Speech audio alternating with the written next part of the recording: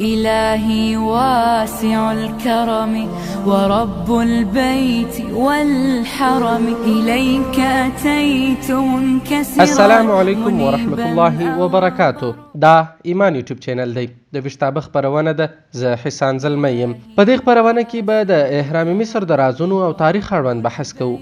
هیله د ویډیو تر پایه وګورئ. إليك أتيت منكسرا منيبا أغبر القدم إلهي واسع الكرم ورب البيت والحرم.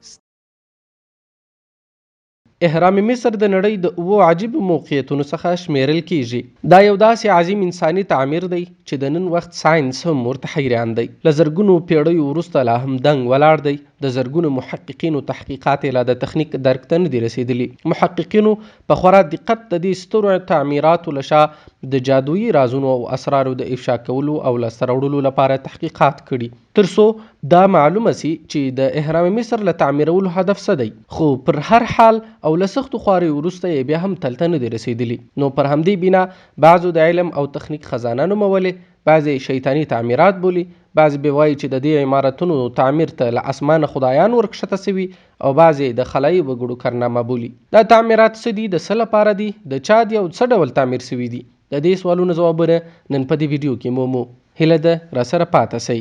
خو له هر څه وړاندې باید دا دونه وکړو چې کوم تر اوسه د اذان یوټیوب چینل نوی سبسکرایب کړئ، د اذان یوټیوب چینل سبسکرایب کړئ. د نوموړي یوټیوب چینل لینک لاندې په ډسکرپشن خانه کې پروت دی. اذان یوټیوب چینل هم د ایمان یوټیوب چینل په څیر جالبي ژباړې، معلومات او په زړه پورې تحلیلونه خپروي. هیله ده اذان یوټیوب چینل هم سبسکرایب کړئ. مننه. احرام مصر د څه لپاره تعمیر شوی دی؟ د لرغونو آثارو په لټون کې د تاریخ او فلسفې ماهر محققین او ساينس پوهان د احرام مصر په اړوند یوه خوله نه دي. یوه ډله وایي چې دا ستر عمارتونه د فرعونیانو هدیرې دي، ځکه پخوا مصریانو دا عقیده لرل چې که یو کس مړ سي او جسد یې وژغورل سي، وروسته بیا راژوندی کیږي. پر همدې اساس به دوی د فرعوني شاهانو جسمونه له مم کولو وروسته په دغه تعمیراتو کې ساتل، تر څو په خورا محفوظ حالت کې اوږد خوب وکړي. دغو مصریانو به د خپل دغه معتبر غړي له جسم سره د هغه مینځي، سره او سپین زر او نور مهم اسناد هم ښخول، تر څو که کوم فرعونی له یاد قسم خوبه را بیدار سي، نو به یې ټول ملکیت هم ورسره وي. بعضې بیا ردوي، هغوی وایي چې هیڅوک پر قبرونو دومره غټه خواري نه کاږي. هغوی باور لري چې دا ستر عمارتونه او عمارتونه اصلا د بیلۍ نه برق برېښنا کوټونه دي چې د نړۍ مختلفو ځایونو ته د لاینونو او تار پرته برېښنا انتقالولی شي. دوی خپله داعیه په انبار ساینسي دلایلو وړاندې کوي. دوی وایي چې د عمارتونه له دننه څخه له داسې ډول مادو څخه جوړ دي چې نن وخت ترې موږ د بیټریو او برېښنا د انتقال په برخه کې استفاده کوو. میټس ډسټیفینو یو تن دی.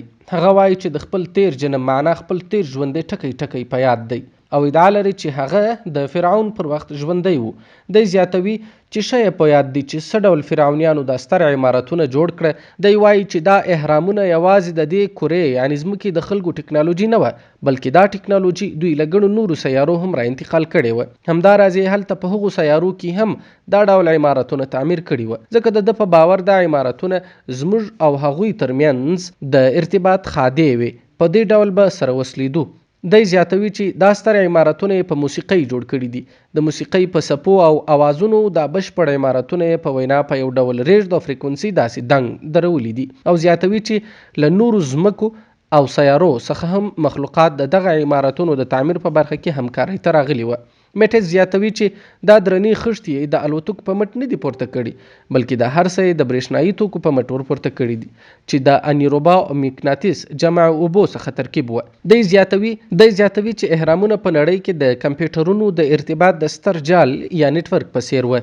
په دې توګه له ګڼو نورو مخلوقاتو سره چې له ځمکې پرته د کائناتو په نورو برخو کې اوسېدل په رابطه کې وه.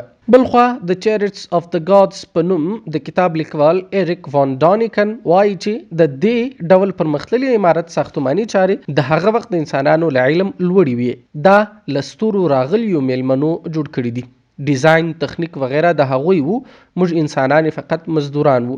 نوموړی زیاتوي چې دا ستر عمارتونه خدایانو ته ور جوړ کړي دي، او زیاتوي چې خدایان بېشکه د کائناتو له نورو برخو راتلل او دلته به راکښته کېدل. دی زیاتوي چې ریاضي او تعمیراتي چارو کې د انسانانو علم د خدایانو دی.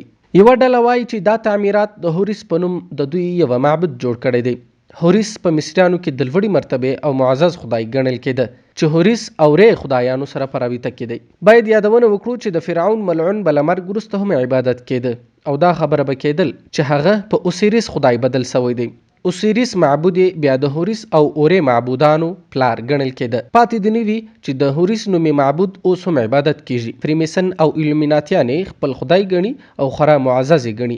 دوی عقیده لري چې کله چې دوی د نړۍ د ټولو وګړو په نظر کې د ساتلو قابل وګرځي نو د دې هوریس معبود سترګه بل دې احرام څخه ورته راڅرګنده سي او په تعقیب به نړیوال حاکمیت اعاده سي. یعنی د نړیوال کلیوالتوب له حاکمیت وروسته به معبود له احرامونو خروج راکوي او په قیادت کې به پوره نړۍ نیسي.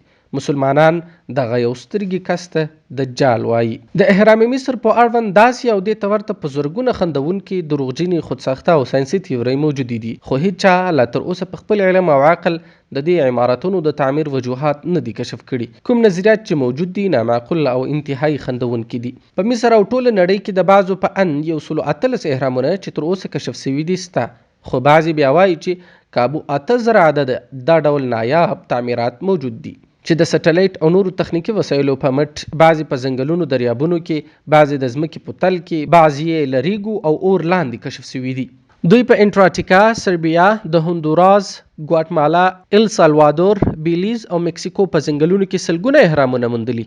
ویل کېږي یوازې په چین کې کابو 200 دا ډول احرامونه موندل شوي دي او په خورا ډیرو هیوادونو کې موجود دي. د نړۍ د نورو احرامونو په اړوند به بیا ورغږیږو، خو نن باید د نړۍ د تر ټولو مطرحو او غټو احرامونو اړوند بحث وکړو. د مصر احرامونه چې تقریبا له نن کابو 6.5 کاله وړاندې تعمیر شوي دي، تعمیر 20 کاله وخت ونیو، 24 ساعته، 20,000 کارکوونکو او د بعضو په حواله 100,000 کارکوونکو پر دې سترې پروژې کار کوو. یوازې غزې ته سیر مه احرام پر 13 ایکړ ځمکه پروت دی، 481 فوټه جګ، 6 میلیونه ټنه دروند دی.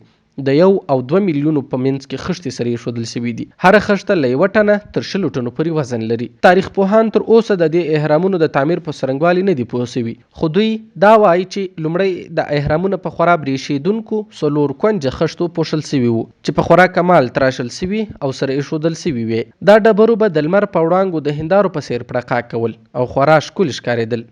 دوی وایي چې دا احرامونه چې اوس 4 کونجونه لري اصلا 8 کونجونه لرل، خو بیا وروسته د وخت او د موسم د ادلون بدلون او زلزلو له امله بعضې حصې راشوی سوې، اصلي بڼې یې بدلون وموند او هغه پاته برېښېدونکي خښتې یا مادې یې خلکو غلا یا ضایع کړې.